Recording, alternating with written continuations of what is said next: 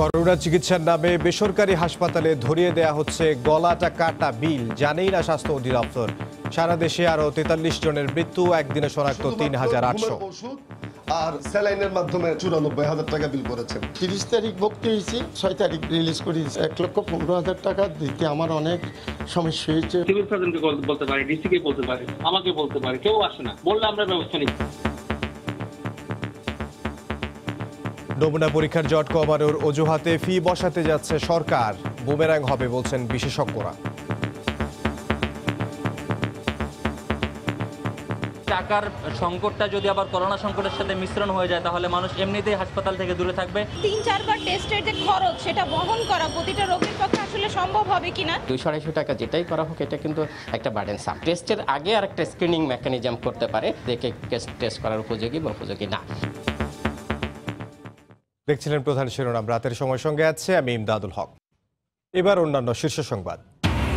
25,000 পাটকল শ্রমিককে পাঠানো হচ্ছে বাধ্যতামূলক অবসরে, থাকছে না রাষ্ট্রায়ত্ত পাটকল, চলবে পিপিপিতে। 1 জুলাই থেকে অনশনের হুঁশিয়ারি।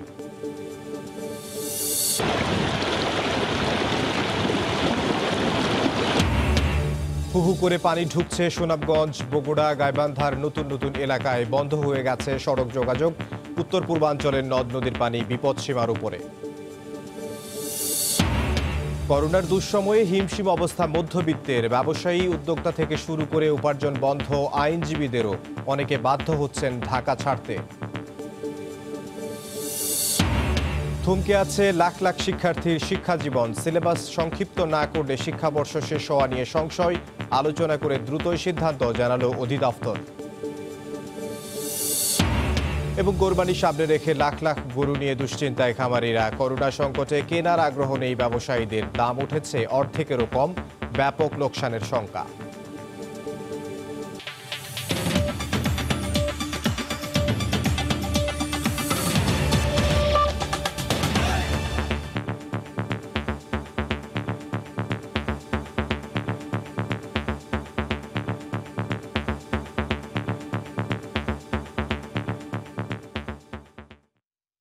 নিয়মনীতির তোয়াক্কা না করেই চলছে বেসরকারি হাসপাতালগুলোর কার্যক্রম।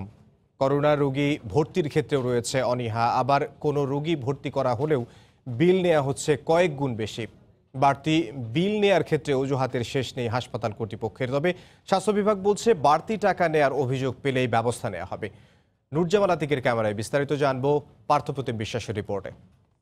35,000 টাকার ভিতরে হওয়ার কথা। হারুনুর রশিদ সানি বাবা আনিস মিয়াকে হারিয়ে শোকে দিশেহারা। কয়েকদিনের জ্বরে অবস্থার অবনতি হলে তাকে ভর্তি করা হয় চট্টগ্রাম নগরীর বেসরকারি মেট্রোপলিটন হাসপাতালে, কিন্তু শেষ পর্যন্ত আর বাড়ি ফেরা হয়নি। শোকাহত সন্তানের হাতে হাসপাতাল কর্তৃপক্ষ ধরিয়ে দেয় বাড়তি বিলের ফর্দ। শুধুমাত্র ঘুমের ওষুধ আর স্যালাইনের মাধ্যমে 93,994,000 টাকা বিল করেছেন। এটা অনেক বেশি অস্বাভাবিক। একই ধরনের অভিযোগ নগরীর অধিকাংশ বেসরকারি হাসপাতালগুলোর বিরুদ্ধে। কোনো নিয়মনীতি তোয়াক্কাই করছে না হাসপাতাল কর্তৃপক্ষ। কোনো রোগী বেসরকারি হাসপাতালে ভর্তির সুযোগ পেলেও চিকিৎসার নামে গলার কাটা বিলের বোঝায় জর্জরিত তারা। একটু শ্বাসকষ্ট ছিল, আমি ভয়ে এক্স হসপিটালের 30 তারিখ ভর্তি হয়েছি, 6 তারিখ রিলিজ করেছি। 1,15,000 টাকা দিতে আমার অনেক সমস্যা হয়েছে। অবশ্য বাড়তি বিল নেওয়ার নানা অজুহাত হাসপাতাল কর্তৃপক্ষের। হাই ফ্লো নেজাল ক্যানুলা দিয়ে 1 ঘন্টায় 70 লিটার করে দিতে হয়। 150 টাকা করে পার লিটার যদি নিই, সে যদি 14 দিন নেয় তার বিল তো অটোমেটিকলি বাড়বে। সরকারিভাবে বেসরকারি হাসপাতালগুলোতে ন্যায্য মূল্য অক্সিজেন সরবরাহ ও বিলের পরিমাণ নির্ধারণ না করলে এই অবস্থা থেকে মুক্তি মিলবে না বলে মনে করেন নগরীর জনস্বাস্থ্য রক্ষা কমিটি। বেসরকারি হাসপাতালে আমাদের তো অজুহাত দেওয়ার কোনো নেই, শেষ নেই। তো অজুহাতগুলো বন্ধ করতে হবে এবং এটা নির্ধারণ করে না দিলে যা হচ্ছে তাই হবে। কোনো বেসরকারি হাসপাতালের বিরুদ্ধে বাড়তি টাকা নেওয়ার অভিযোগ পেলে ব্যবস্থা নেওয়ার আশ্বাস দিয়েছে স্বাস্থ্য অধিদপ্তর। এ পর্যন্ত আমাদের কাছে কোনো অভিযোগ নেই। তারা কিন্তু সরাসরি আমাদেরকে বলতে পারে, সিভিল সার্জনকে বলতে পারে, ডিসিকে বলতে পারে, আমাকে বলতে পারে, কেউ আসে না। আমাদের নলেজে কিন্তু এখনো নাই যে তারা বেশি নিচ্ছে, বললে আমরা ব্যবস্থা নিব। চট্টগ্রামে বেসরকারি হাসপাতাল রয়েছে 28টি। যেভাবে বাড়ছে সেভাবে হাতে নেওয়া হচ্ছে বাড়তি টাকা। এমন অসহনীয় অবস্থা থেকে চট্টগ্রামবাসীর কখন পরিত্রাণ মিলবে ও কর্তৃপক্ষের ঘুম ভাঙবে সেটি এখন বড় প্রশ্ন। চট্টগ্রামের মেট্রোপলিটন হাসপাতালের সামনে থেকে পার্থপ্রতিম বিশ্বাস, সময় সংবাদ।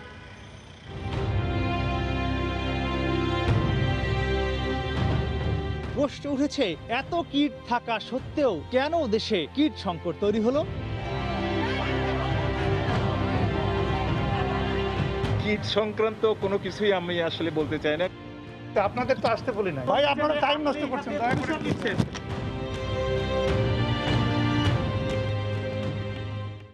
সিন্ডিকেটের বৃত্তে দেশের স্বাস্থ্যসেবা বাড়ছে ভোগান্তি। মুমূর্ষ স্বাস্থ্যখাত নিয়ে জানবো আজ রাত 10টার সম্পাদকীয়তে।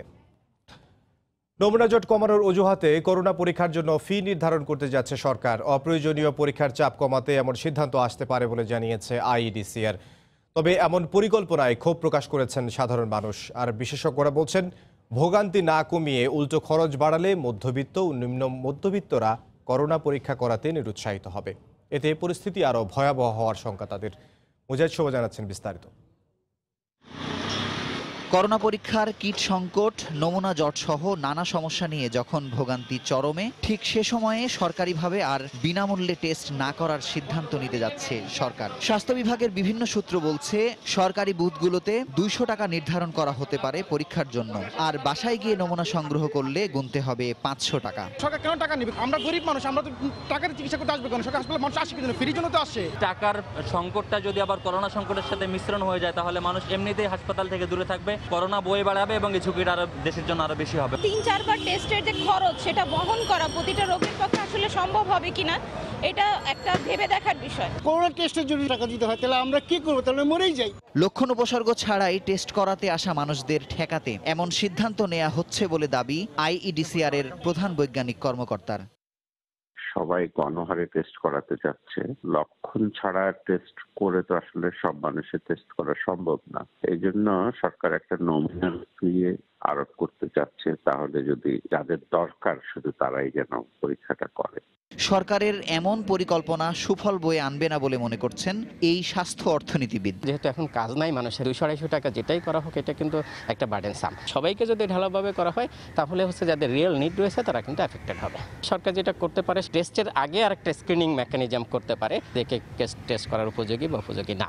ভারত সহ বিশ্বের প্রায় সব দেশেই সরকারিভাবে নমুনা পরীক্ষায় কোনো খরচ হয় না রোগীদের।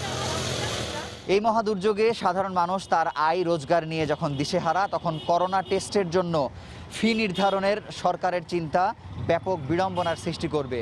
ব্যয়ের কারণে টেস্ট করাতে নিরুৎসাহিত হলে সংক্রমণ আরও ব্যাপকভাবে ছড়িয়ে পড়বে বলে আশঙ্কা বিশেষজ্ঞদের।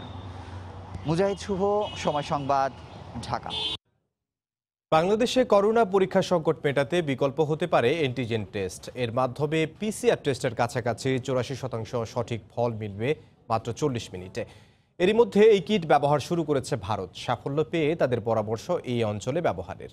স্বাস্থ্য অধিদপ্তর বলছে, বিষয়টি নিয়ে ভাবছেন তারা। রাশেদ লিমনের রিপোর্ট। টেস্ট টেস্ট আর টেস্ট, করোনা মোকাবিলায় এই তত্ত্বে শুরু থেকেই পিছিয়ে বাংলাদেশ। 18 কোটির এই দেশে যখন সর্বত্রই ছড়িয়ে পড়েছে কোভিড-19, তখন 3.5 মাস পরে এসে গড় টেস্ট প্রতিদিন 16,000। এমন বাস্তবতায় পাশের দেশ ভারত এগিয়েছে অ্যান্টিজেন টেস্টের দিকে। দ্রুত রোগী শনাক্তে এই কিট কার্যকর বলছেন ইন্ডিয়ান মেডিকেল অ্যাসোসিয়েশনের সাবেক প্রধান।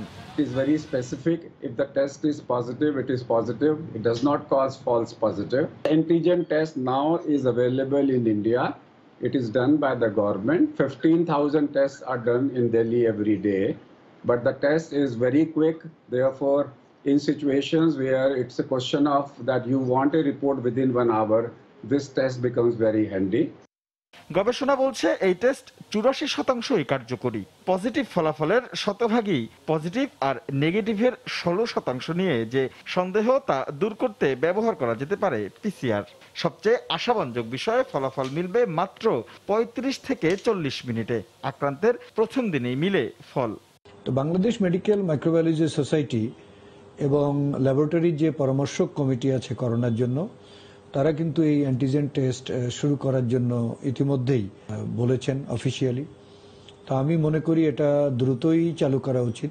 লক্ষ লক্ষ পিসিআর করা বাংলাদেশের পক্ষে সম্ভব নয়, এই জন্য আমাকে অবশ্যই বিকল্প নিতে হবে। বাংলাদেশের জন্য এটা অত্যন্ত দরকারি পলিসি, কারণ আমি পিসিআর কখনোই দিতে পারবো না। স্বাস্থ্য অধিদপ্তর সংশ্লিষ্টরা বলছেন, টেস্ট বাড়াতে এই কিট নিয়ে ভাবছেন তারা। অ্যান্টিজেন হতে পারে সেটা নিয়ে আমাদের ল্যাবরেটরি সায়েন্টিস্টরা আলাপ আলোচনা করছেন, সে বিষয়ে হয়তো একটা সিদ্ধান্ত আসবে। তারপরে গণস্বাস্থ্য অ্যান্টিজেন টেস্ট কিট তারা পরীক্ষার জন্য দিবে বঙ্গবন্ধু মেডিকেলে। পিসিআর টেস্টের চেয়ে খরচও তুলনামূলক কম হবে এই অ্যান্টিজেন টেস্টে। রাশেদ লিমন, সময় সংবাদ, ঢাকা। দেশে করোনায় আরও 43 জনের মৃত্যুতে মৃতের সংখ্যা দাঁড়িয়েছে 1738 জনে।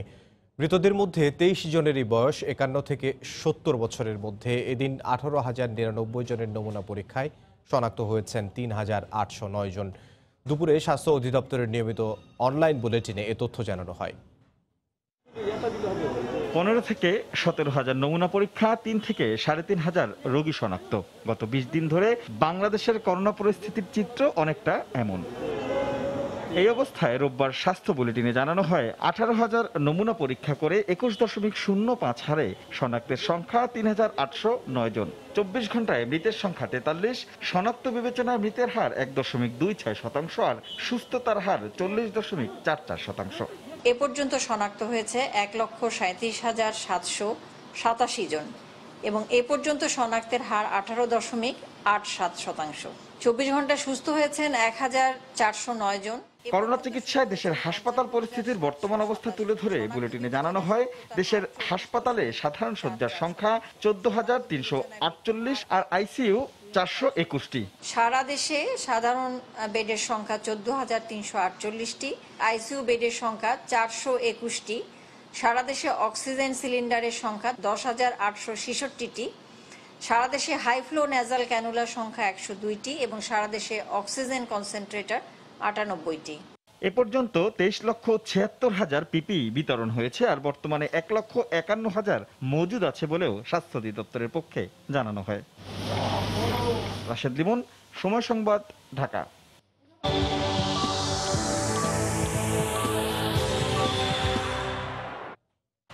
করোনার সবশেষ পরিস্থিতি নিয়ে স্বাস্থ্য অধিদপ্তরের বুলেটিন বিশ্লেষণ করেছেন রিপোর্টার এহসান জুয়েল।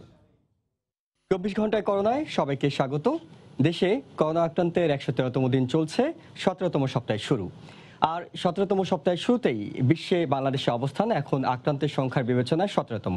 আমরা যদি গত 24 ঘন্টার আপডেট দেখে আসতে চাই যে কত সংখ্যায় নমুনা পরীক্ষা হলো, কত আক্রান্ত হলো, তাহলে আমরা দেখব যে নমুনা পরীক্ষা হয়েছে 18,099 জনের, আক্রান্ত হয়েছেন 3,809 জন, মৃত্যু হয়েছে নতুন করে 43 জনের, সুস্থ হয়েছেন 1,409 জন। এখন পর্যন্ত মোট নমুনা পরীক্ষার তুলনায় আক্রান্তের সংখ্যা 20% আশেপাশে ঘোরাঘুরি করছে। গত 24 ঘন্টায় সেটি হচ্ছে 21.05 ভাগ। সাম্প্রতিক সময়ে সবচেয়ে বেশি সুস্থ হচ্ছেন, কারণ আগে শুধুমাত্র হাসপাতালে যারা সুস্থ হয়েছেন তাদের সংখ্যা বিবেচনা করা হলেও এখন কিন্তু যারা বাড়িতে সুস্থ হচ্ছেন সেটিও বিবেচনা করা হচ্ছে। 800 থেকে শুরু করে সর্বোচ্চ 2,031 জন পর্যন্ত সুস্থ হচ্ছেন। একদিনে যতজন আক্রান্ত হচ্ছেন তার 50 ভাগ সুস্থ হচ্ছেন। সর্বোচ্চ এখন পর্যন্ত গত এক সপ্তাহে মারা গিয়েছিলেন 23 জুন 43 জন। গত 24 ঘন্টাও কিন্তু 43 জন প্রাণ হারিয়েছেন। অর্থাৎ মোট আক্রান্তের 1% কাছাকাছি প্রতিদিনই মৃত্যুবরণ করছেন। দক্ষিণ এশিয়ার যে 3টি দেশ ভারত, পাকিস্তান এবং বাংলাদেশ, তাদের বৈশ্বিক অবস্থানটা আসলে কত, তাহলে আমরা দেখতে পাবো বিশ্বে ভারতের অবস্থান 4র্থ, পাকিস্তান এর পরের অবস্থানে আছে, তাদের অবস্থান 12তম।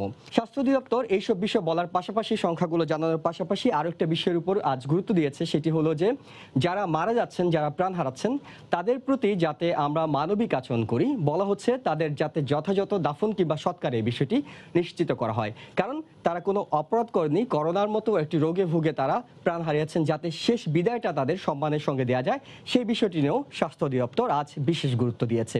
এ ছিল এখন পর্যন্ত করোনা 24 ঘন্টায় সবশেষ খবর। রাতের সময় আরো থাকছে। ডাক্তার না হয়েও 1 যুগ ধরে বিভিন্ন হাসপাতালে হৃদরোগ বিশেষজ্ঞ। রাজধানীর ইসলামী ব্যাংক হাসপাতাল থেকে ভুয়া চিকিৎসক আটক, 2 বছরের জেল।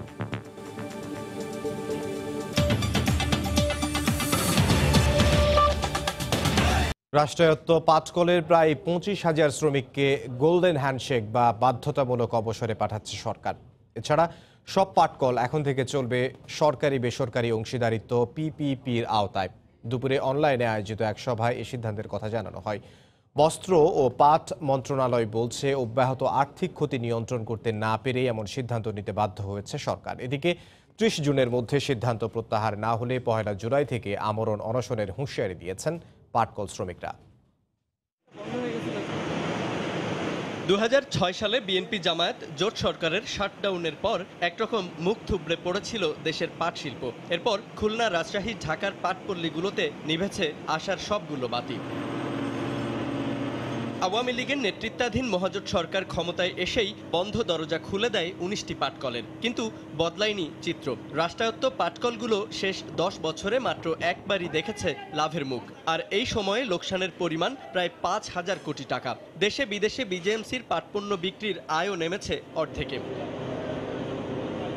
অব্যাহত এই লোকসানের ভার বইতে সরকারকে মাঝে মধ্যেই পড়তে হয়েছে বিপাকে। লাভজনক না হওয়ার পরও পাট খাতে বাজেট থেকে দিয়ে যেতে হয়েছে বরাদ্দ। এবার সেই ভারমুক্ত হওয়ার ঘোষণা দিল বস্ত্র ও পাট মন্ত্রণালয়। এই সমস্ত ব্যাংকে দেনা থাকলে, এই ইলেকট্রিক বিদ্যুৎ দেনা থাকলে এসে দেনা কেউ আসবে না। সমস্ত দেনা করে দাও, তখন সবাই আসবে। মুক্ত করে দিয়ে আমাকে দেন, স্বাধীনভাবে ঢুকতে দেন, স্বাধীনভাবে ঢুকে আমি স্বাধীনভাবে নতুন নতুন মেশিন এনে, যাতে করে আধুনিক প্রযুক্তি এনে আমরা এই পাট খাতকে বিশ্বের বাজারে আমরা দখল করতে পারি। গত 25শে মে স্বরাষ্ট্র মন্ত্রণালয়ের এক বৈঠকের পর শুরু হয়েছে স্থায়ী শ্রমিকদের বাধ্যতামূলক অবসরে পাঠানোর প্রক্রিয়া। এবার মন্ত্রণালয়ের সবশেষ সিদ্ধান্তের প্রতিবাদে আমরণ অনশনের হুমকি দিয়েছেন খুলনা অঞ্চলের পাটকল শ্রমিকরা। যদি সরকার মিল বন্ধ করার সিদ্ধান্ত বাতিল না করেন, সেক্ষেত্রে আগামী 1/7/2002 ইংরেজি তারিখ দুপুর 2টা থেকে শ্রমিক কর্মচারী পরিবার পরিজন নিয়ে স্ব মিল গেটে আমরণ অনশন পালন করিতে আমরা বাধ্য হব। রাষ্ট্রায়ত্ত 26টি পাটকলের স্থায়ী শ্রমিকের সংখ্যা প্রায় 25,000, চুক্তিভিত্তিক কর্মরত আরও প্রায় 26,000 শ্রমিক। 2013 সাল থেকে এ পর্যন্ত প্রায় 9,000 শ্রমিক অবসরে গেছেন। অর্থ সংকটে তাদের অবসর ভাতাও এখন পর্যন্ত দিতে পারেনি সরকার। জুবাইর ফয়সাল, সময় সংবাদ, ঢাকা।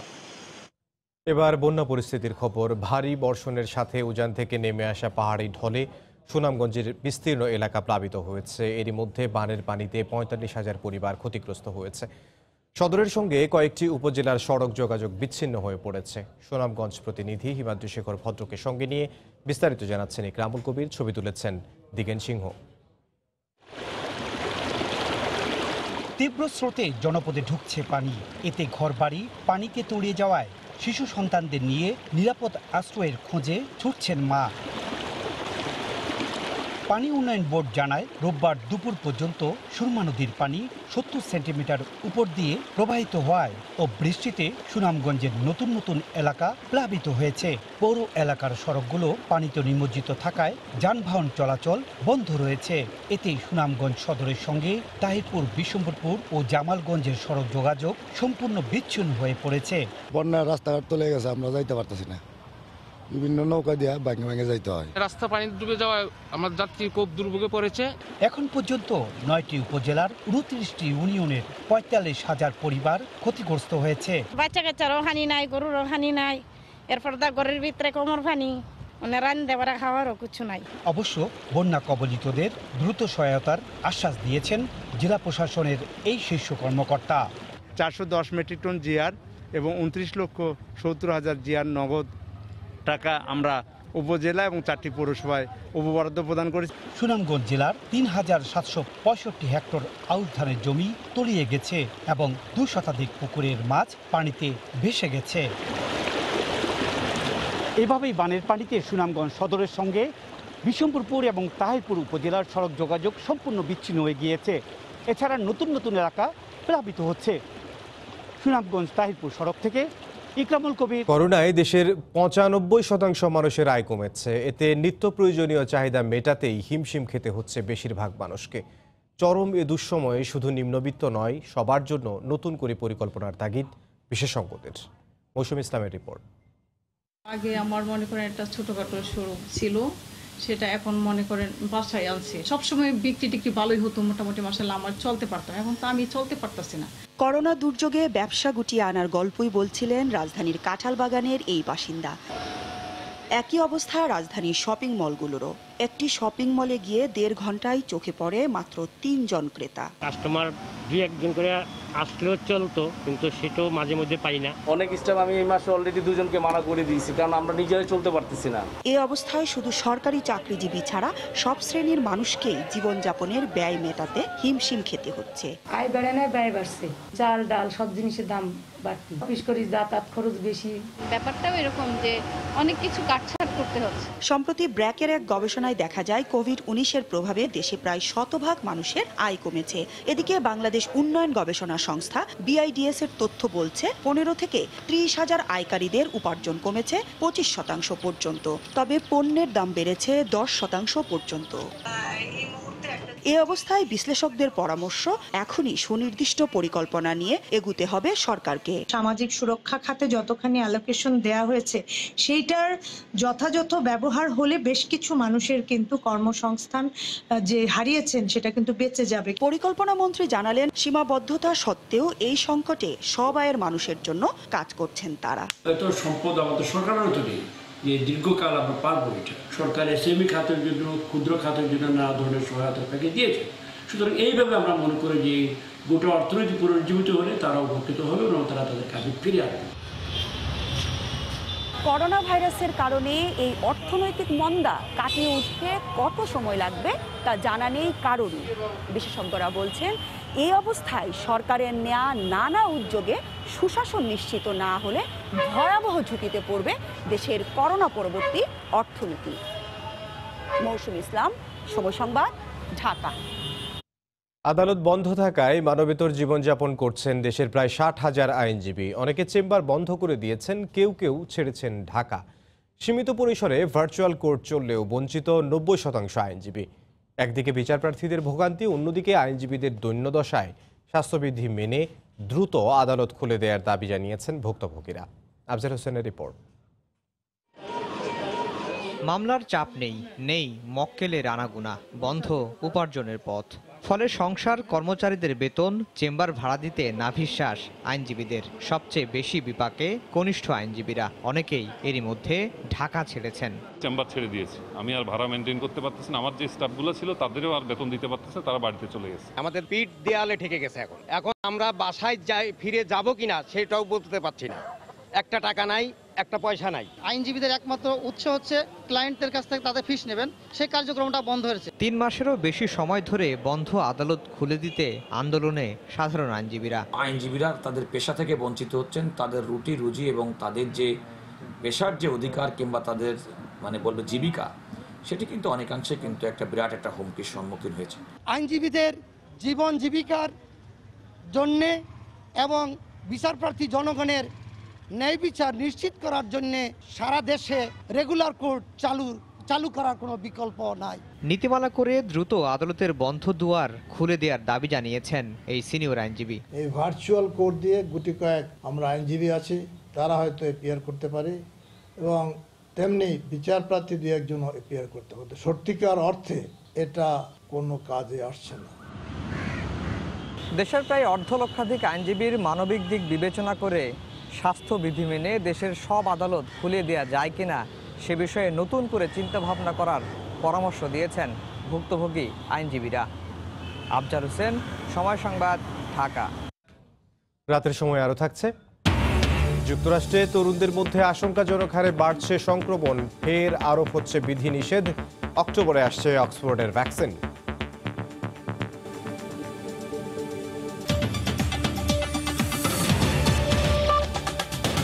থাবায় থমকে গেছে লাখ লাখ শিক্ষার্থীর শিক্ষা জীবন। এবছর সব মিলিয়ে ক্লাস হয়েছে 2 মাসের মতো, বাকি রয়ে গেছে পুরো সিলেবাসে। শিক্ষকরা বলছেন, সিলেবাস কিছুটা সংক্ষিপ্ত করে পরীক্ষা নেওয়া গেলে ক্ষতি পোষানো সম্ভব হবে।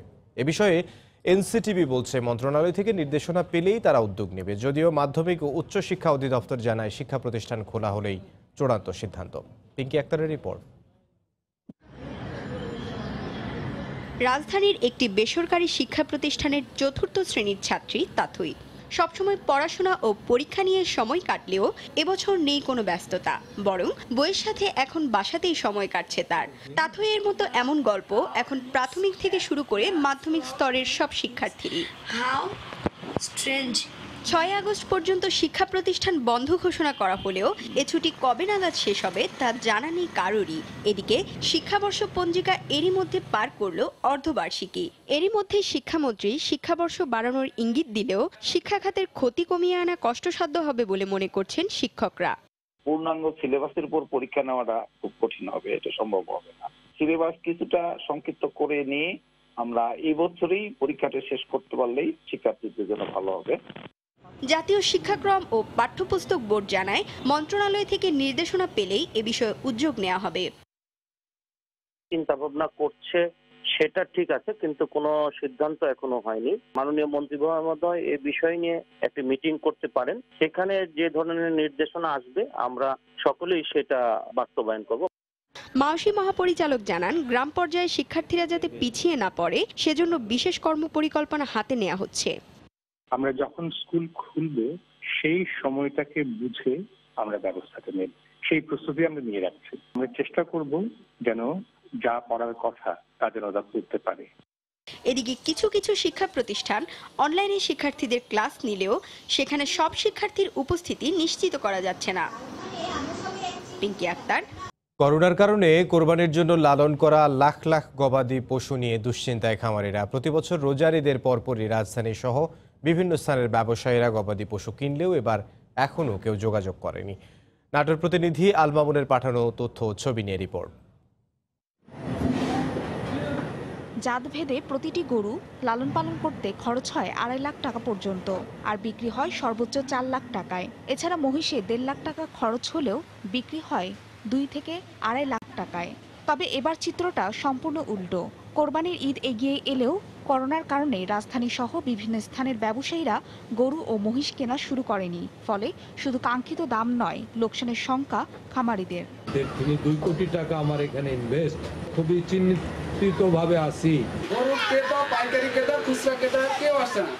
গরু ও মহিষের খামারিদের মতো একই অবস্থা প্রায় 4000 ছাগল ও ভেড়ার খামারিদের। হাটে তুললেও ছাগলের 3 ভাগের 1 ভাগ দাম বলছেন ব্যবসায়ীরা। 14-15 হাজার টাকার ছাগলের দাম 4-5 হাজার টাকা করে দিচ্ছে। কুরবানির সময় সঠিক মূল্যে যদি বিক্রি না করতে পারে তাহলে আমরা ব্যাপক ক্ষতিগ্রস্ত হবে। তবে কোরবানির পশু বাজারজাতের জন্য প্রশাসনের সাথে যোগাযোগ করে খামারিদের সমস্যা সমাধানের চেষ্টা করছেন বলে জানান প্রাণী সম্পদ কর্মকর্তা। জেলা প্রশাসন সহ পুলিশ প্রশাসনের সাথে আলাপ করেছি, তারা যেন এই সমস্ত পশুর গাড়িগুলোকে সহজেই অন্য জেলায় গমনের সুযোগ দিতে পারে। আর জেলার বাইরে গবাদি পশু পাঠানোতে সহায়তার আশ্বাস দিয়েছেন পুলিশ সুপার। এই গবাদি পশু তারা যেন নির্বিঘ্নে নিতে পারে, তার জন্য আমাদের ব্যবস্থা থাকবে। কোরবানির জন্য এবার ৭৯,০০০ গরু, ১২,০০০ মহিষ, ১,৬৯,০০০ ছাগল ও ৩৪,৫০০ ভেড়া পালন করা হয়েছে। সময় সংবাদ, নাটোর।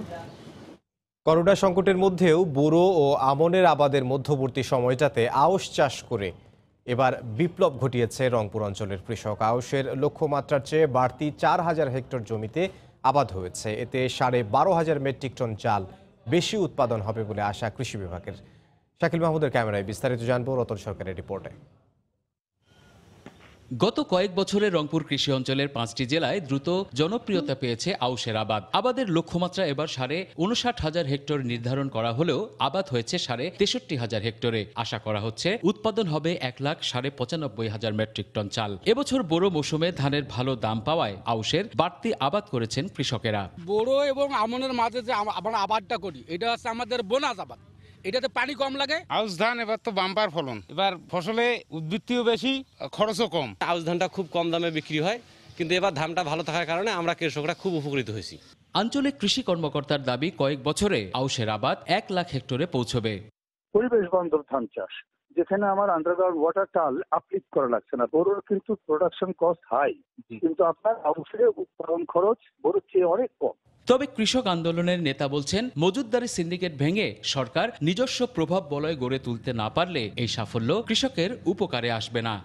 যদি সরকার খাদ্য সংরক্ষণের জন্য নিজস্ব উদ্যোগে বাবার স্টক গড়ে তোলার জন্য পেডিসাইলো গড়ে না তোলে, কৃষি যন্ত্রপাতিগুলো সমবায়ের মাধ্যমে কৃষককে না দেয়, তাহলে এর সুফলটা প্রকৃত কৃষক পাবে না। যারা উৎপাদকশীল, এখানেও কিন্তু আয় বৈষম্য দেখা দেবে।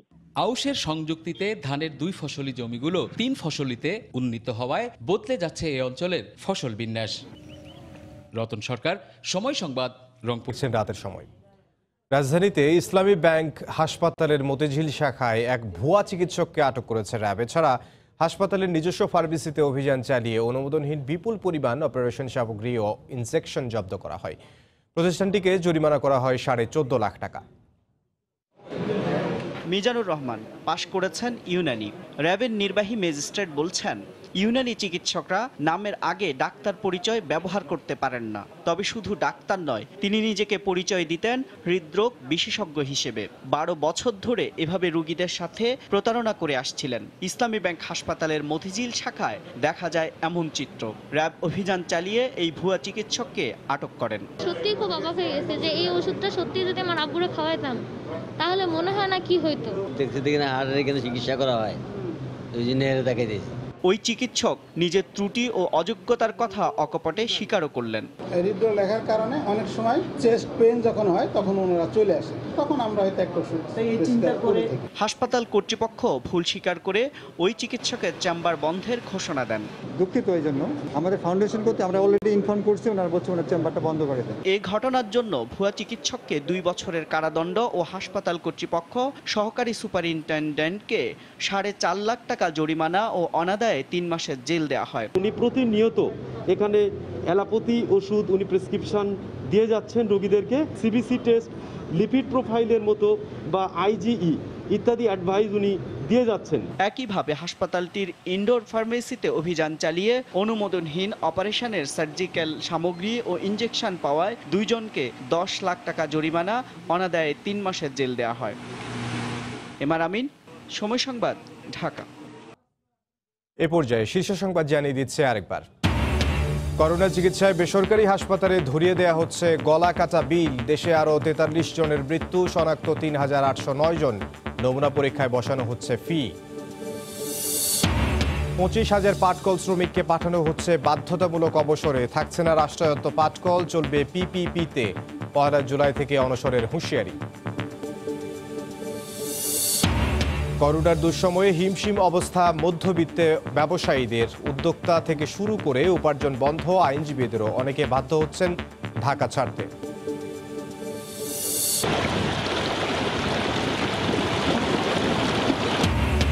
বহু করে পানি ঢুকছে সুনামগঞ্জ, বগুড়া, গাইবান্ধার নতুন নতুন এলাকায়। বন্ধ হয়ে গেছে সড়ক যোগাযোগ। উত্তর পূর্বাঞ্চলের নদ নদীর পানি বিপদসীমার উপরে। এবং কোরবানির সামনে রেখে লাখ লাখ গরু নিয়ে দুশ্চিন্তায় খামারিরা। করোনা সংকটে কেনার আগ্রহ নেই ব্যবসায়ীদের। দাম উঠছে অর্ধেকেরও কম, ব্যাপক লোকসানের শঙ্কা। এই ছিল রাতের সময়ে। আপনার মোবাইলে সময় সংবাদ দেখতেও সব খবর পেতে ডাউনলোড করুন সময় অ্যাপ আর সঙ্গে থাকুন সময়ের।